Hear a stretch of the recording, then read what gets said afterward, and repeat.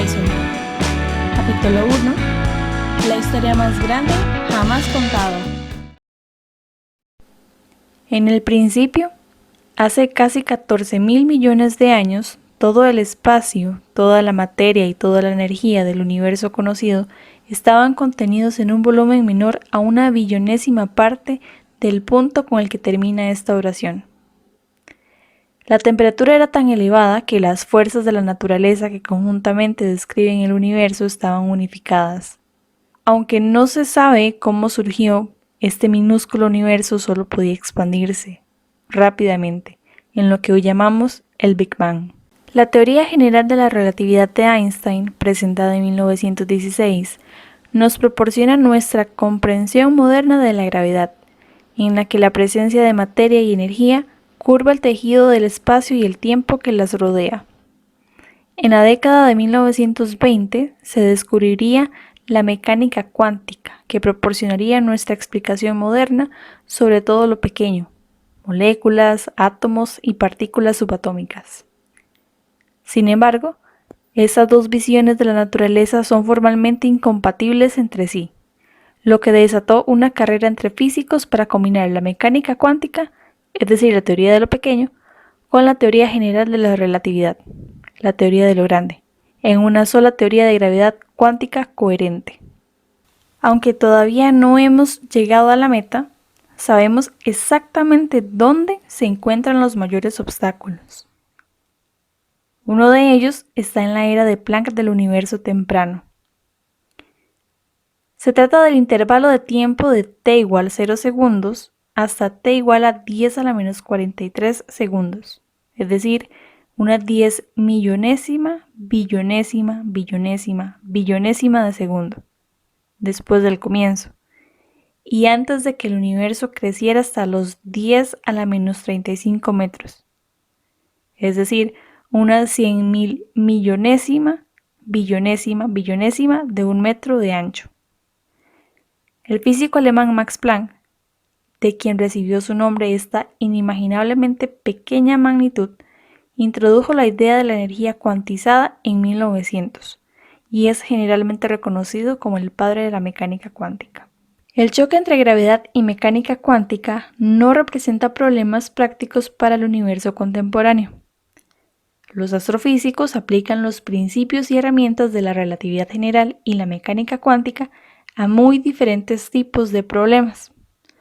Pero al principio, en la era de Planck, lo grande era pequeño, y suponemos que se debe de haber celebrado una boda forzosa entre los dos. Lamentablemente, los votos intercambiados durante la ceremonia siguen eludiéndonos, por lo que ninguna ley física conocida describe con certeza el comportamiento del universo en este periodo. No obstante, creemos que hacia el final de la era de Planck, la gravedad se escabulló de las otras fuerzas de la naturaleza aún unificadas, obteniendo una identidad independiente bien descrita por nuestras actuales teorías. Cuando el universo alcanzó los 10 a la menos 35 segundos de edad, continuó expandiéndose, diluyendo toda concentración de energía, y lo que quedaba de las fuerzas unificadas se dividió en fuerzas electrodébiles y fuerzas nucleares fuertes. Más adelante, la fuerza electrodébil se dividió en fuerza electromagnética y fuerza nuclear débil, dejando al descubierto las 4 distintas fuerzas que hemos llegado a conocer y amar. La fuerza débil controla la desintegración radioactiva. La fuerza nuclear fuerte une el núcleo atómico. La fuerza electromagnética une moléculas y la gravedad une materia. Ha pasado 1 billonésimo de segundo desde el comienzo. Mientras tanto, la interacción de materia en forma de partículas subatómicas y de energía en forma de fotones no cesaba. El universo estaba lo suficientemente caliente para que esos fotones espontáneamente convirtieran su energía en pares de partículas materia-antimateria, que inmediatamente después se aniquilaban, devolviendo su energía a los fotones. Sí, la antimateria es real, y la descubrimos nosotros, no los escritores de ciencia ficción. Estas metamorfosis son totalmente explicadas por la ecuación más famosa de Einstein, E es igual a mc², una receta bidireccional sobre el valor de la energía en materia y el valor de la materia en energía. c² es la velocidad de la luz al cuadrado, una cifra enorme que al multiplicarse por la masa nos recuerda cuánta energía se obtiene en este proceso. Poco antes, durante y después de que la fuerza nuclear fuerte y las electrodébiles se separaran, el universo era un borboteante caldo de quarks, leptones y antimateria, además de bosones, las partículas que permiten sus interacciones. Se cree que ninguna de esas familias de partículas es divisible en algo menor o más básico, aunque cada una de ellas tiene distintas variedades. El fotón común es parte de la familia de los bosones.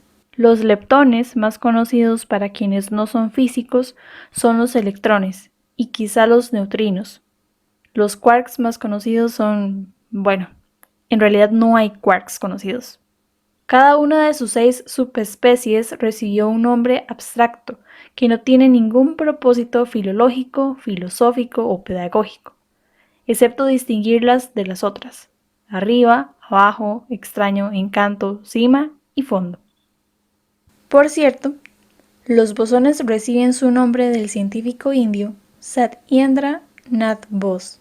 La palabra leptón proviene del griego leptos, que significa ligero o pequeño. Sin embargo, quark tiene un origen literario y mucho más imaginativo. El físico Murray Gell-Mann, quien en 1964 planteó la existencia de los quarks como componentes internos de los neutrones y protones, y quien entonces creía que la familia de los quarks solo tenía 3 miembros, sacó el nombre de una frase particularmente alusiva del libro de James Finnegan's Wake: 3 quarks para Mastermark.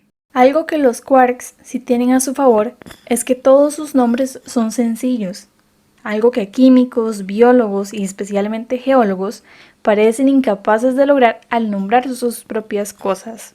Los quarks son bestias excéntricas.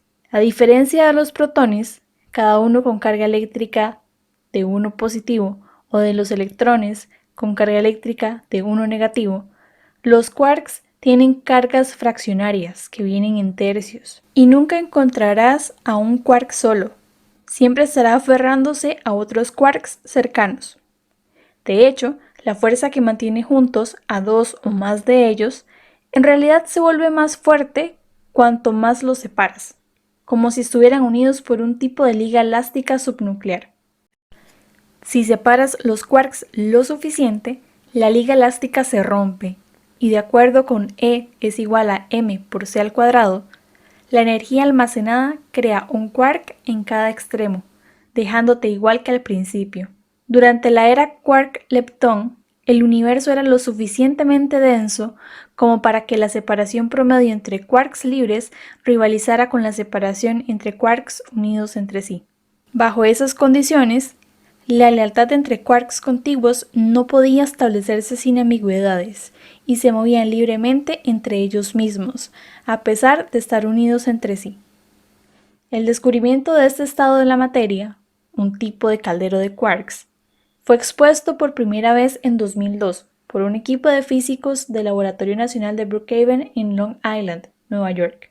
Contundentes evidencias teóricas sugieren que un episodio en el universo primerizo, quizá durante una de esas divisiones de fuerzas, dio al universo una notable asimetría en la que las partículas de materia apenas superaban las partículas de antimateria, de 1000.000.001 a 1000 millones.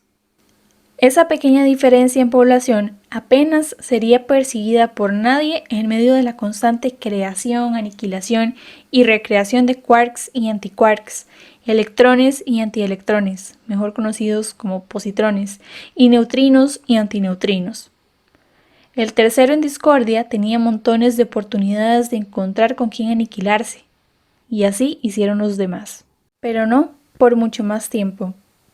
Conforme el cosmos continuaba expandiéndose, enfriándose y haciéndose más grande que nuestro sistema solar, la temperatura descendió rápidamente por debajo del billón de Kelvin. Había pasado 1 millonésimo de segundo desde el comienzo. Este tibio universo ya no era lo suficientemente caliente o denso para cocinar quarks, así que todos tomaron a su pareja de baile y crearon una nueva familia permanente de partículas pesadas llamadas hadrones, del griego hadros, que significa grueso. Esa transición de quarks a hadrones pronto dio lugar a la aparición de protones, neutrones y otras partículas pesadas menos conocidas, todas ellas integradas por distintas combinaciones de especies de quarks. De vuelta a la Tierra, en Suiza, la colaboración europea en física de partículas usa un gran acelerador para colisionar haces de hadrones en un intento de recrear esas mismas condiciones. Esta máquina, la más grande del mundo, lógicamente se llama Gran Colisionador de Hadrones. La ligera asimetría materia-antimateria que aqueja al caldo de quarks leptones pasó entonces a los hadrones, pero con consecuencias extraordinarias.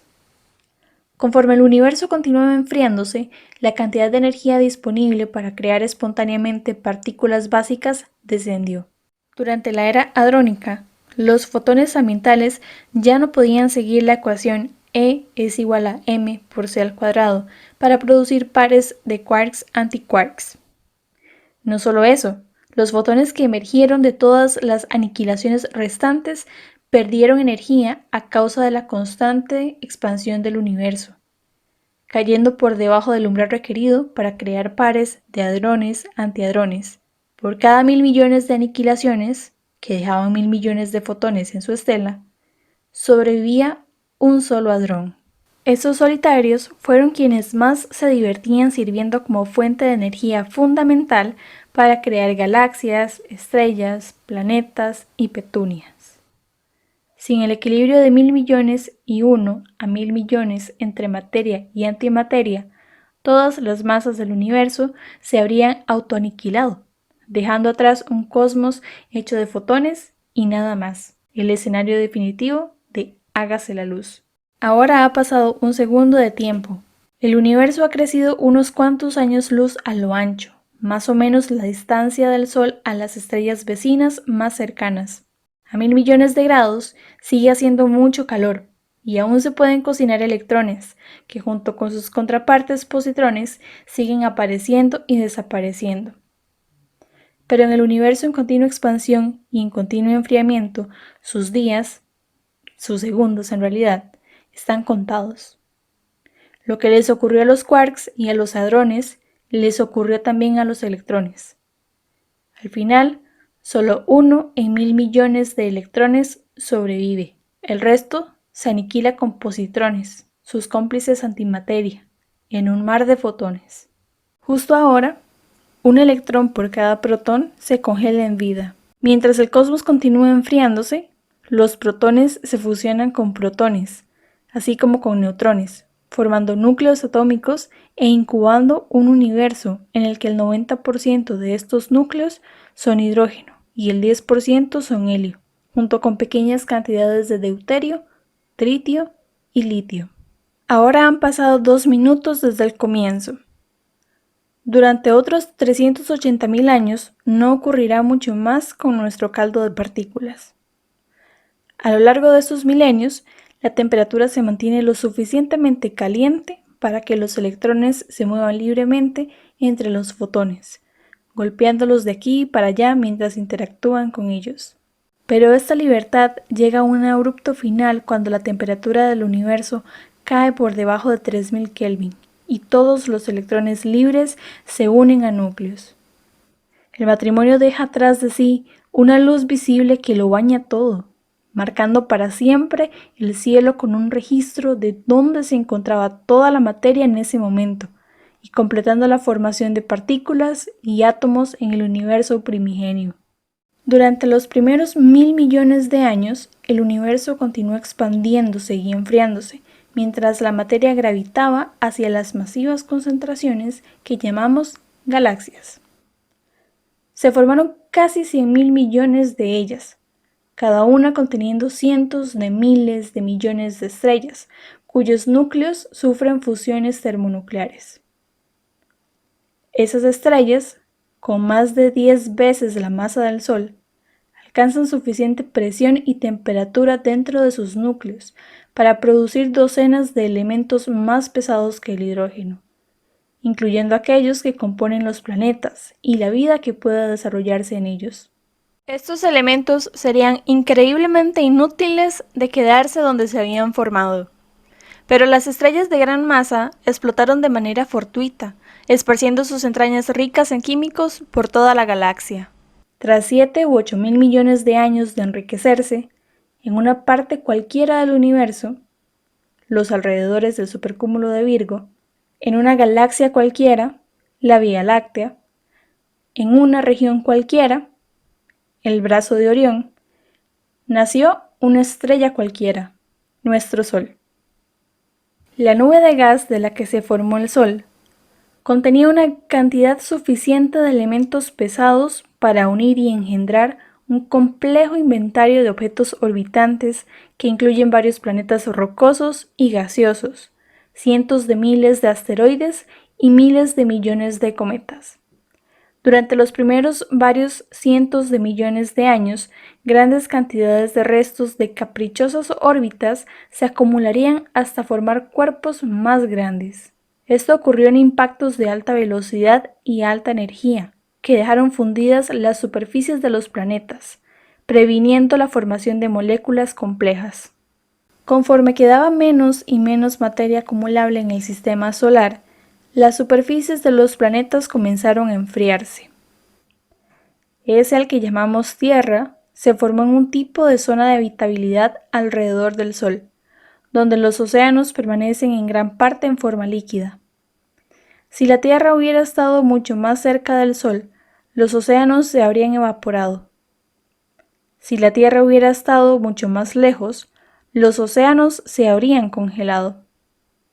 En cualquiera de los dos casos, la vida tal como la conocemos no habría evolucionado. Dentro de los océanos ricos en químicos, a través de un mecanismo que aún no se ha descubierto, las moléculas orgánicas se convirtieron en formas de vida capaces de autorreplicarse. En este caldo primigenio dominaban las bacterias anaeróbicas simples, un tipo de vida que florece en ambientes carentes de oxígeno, pero que excreta oxígeno químicamente potente como uno de sus subproductos. Sin quererlo, esos primitivos organismos unicelulares transformaron la atmósfera rica en dióxido de carbono de la Tierra en una con suficiente oxígeno para permitir que organismos aeróbicos surgieran y dominaran los océanos y la Tierra. Estos mismos átomos de oxígeno, que normalmente se encuentran en pares, también se combinaron en tríos para formar ozono en la atmósfera superior, que sirve como escudo para proteger la superficie de la Tierra de la mayoría de los fotones ultravioleta del Sol, hostiles a las moléculas.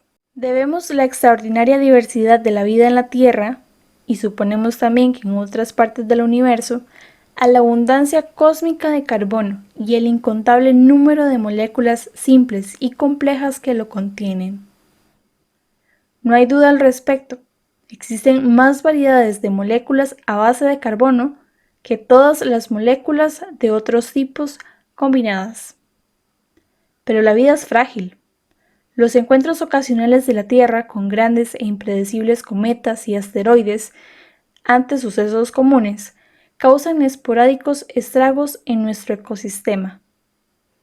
Apenas hace 65 millones de años, menos de un 2% del pasado de la Tierra, un asteroide de 10 billones de toneladas cayó en lo que hoy es la península de Yucatán y exterminó a más del 70% de la flora y fauna de la Tierra, incluyendo los famosos y gigantescos dinosaurios. Esta catástrofe ecológica permitió a nuestros ancestros mamíferos llenar los recién desocupados nichos, en vez de seguir sirviendo como aperitivos a los Tyrannosaurus rex. Un tipo de mamífero de cerebro grande, ese al que llamamos primate, evolucionó en un género y especie, Homo sapiens, con suficiente inteligencia como para inventar métodos y herramientas científicos y para deducir el origen y la evolución del universo. ¿Qué pasó antes de todo esto? ¿Qué pasó antes del comienzo? Los astrofísicos no tienen ni idea, o más bien, nuestras ideas más creativas tienen poca o ninguna base en la ciencia experimental. En respuesta, algunas personas religiosas afirman con un tono de superioridad moral que algo debió haberlo empezado todo, una fuerza mayor que todas las demás, una fuente de la que todo emana, una causa primera. Para esas personas, ese algo, por supuesto, es Dios. Pero, ¿y si el universo siempre hubiera estado ahí, en un estado o condición que aún tenemos que identificar? ¿O un multiverso que, por ejemplo, continuamente crea otros universos? ¿O qué tal si el universo apenas acababa de surgir de la nada? ¿O qué tal si todo lo que conocemos y amamos solo fuera una simulación de computadora creada para la diversión de una especie extraterrestre superinteligente? Estas ideas filosóficamente divertidas generalmente no satisfacen a nadie. Sin embargo, nos recuerdan que la ignorancia es el estado natural de la mente para un científico investigador. Las personas que creen no ignorar nada no han buscado ni se han topado con el límite de lo que se conoce y lo que se desconoce del universo. Lo que sí sabemos y lo que podemos afirmar sin ninguna duda es que el universo tuvo un comienzo. El universo continúa evolucionando. Y sí, cada uno de los átomos de nuestro cuerpo puede trazarse hasta el Big Bang y los hornos termonucleares con estrellas de gran masa que estallaron hace más de 5.000 millones de años. Somos polvo de estrellas al que se le dio la vida y al que el universo luego dio el poder de descifrarse a sí mismo. Y apenas hemos comenzado.